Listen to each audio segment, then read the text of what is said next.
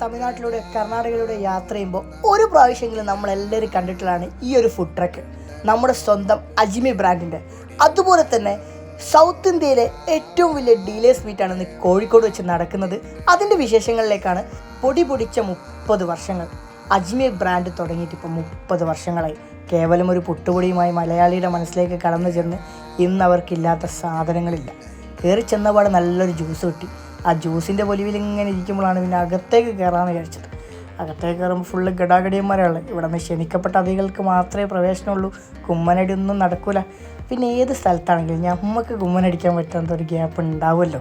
അങ്ങനെ നേരെ അകത്തേക്ക് കൊണ്ട് കയറി ചെന്നപ്പോൾ ഞാനൊന്ന് വണ്ടടിച്ച് നിന്നുപോയി.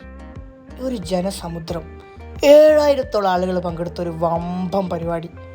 അന്ന് അബ്ദുൽ ഖാദർക്ക് ഈരാറ്റുപേട്ടയിൽ തുടങ്ങിയ ചെറിയൊരു സംരംഭം ഇന്ന് ലോകമറിയുന്ന ഒരു ലോകോത്തര ബ്രാൻഡായി മാറിയിരിക്കുകയാണ്.